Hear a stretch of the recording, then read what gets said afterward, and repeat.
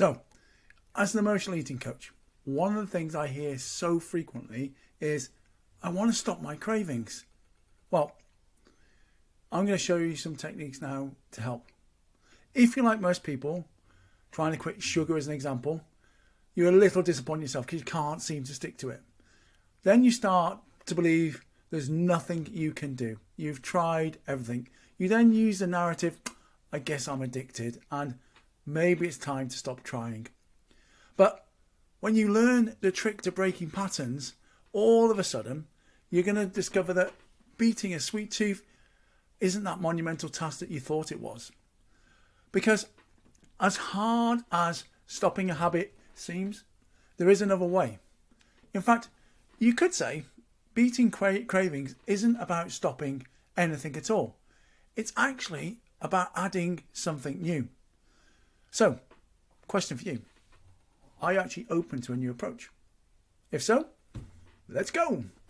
You see, cravings follow a pattern. And it goes something like this. Trigger, default response. So you trigger, you finish your evening meal, you're done. The default response is you go and grab a bowl, a spoon and some ice cream. And then you look at cravings as a series of events. It looks like a chain reaction as such, where one action triggers another. And when you understand how that machine works, you see that you can actually change it by either adding or removing a step. And removing a step is what most people do. They try to break their habits by removing their default response and avoiding sugar at all costs. They decide not to buy any more sweets and they throw away everything that they've got, or even worse, stuff their faces and saying, I'm never eating this again. But the moment you see they're stressed, tired or bored, the trigger fires. And because their default response is gone, willpower has to fill the gap. Now, we know willpower is our fickle friend. So then they've got the new thing of trigger, response, willpower. Now, don't get me wrong. Using willpower is one way to get through a craving, but it's fatally flawed. And it's what most people try to do. Now, the only problem with willpower is it's never there when you need it most. And you're left toughing it out, struggling. But if there's an easier way to get to the same goal, a way that doesn't require any willpower, then why wouldn't you take it?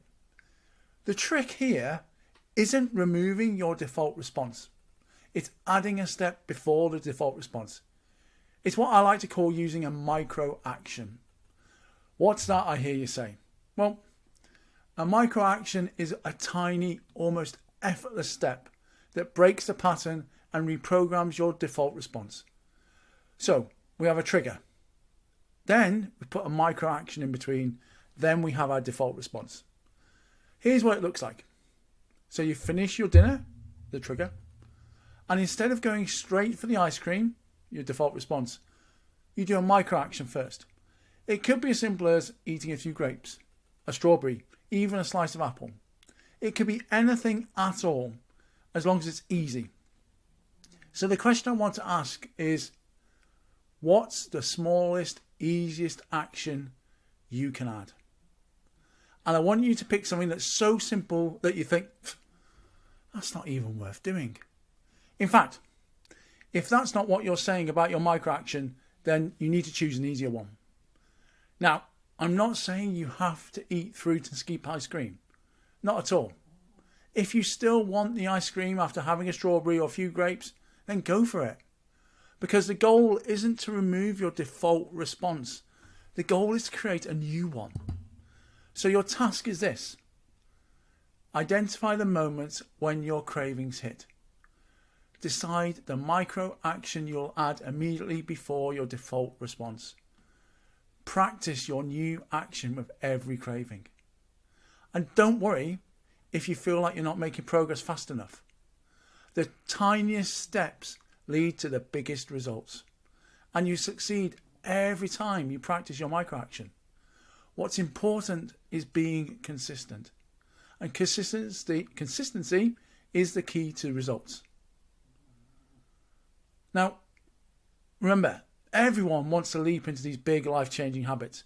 The problem is going from 0 to 100, it requires a ton of willpower.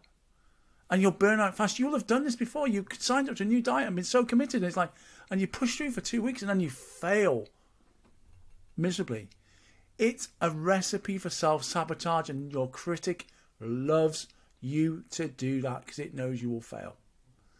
Okay? But here's the thing. You can bypass all of that with micro actions. You have a choice.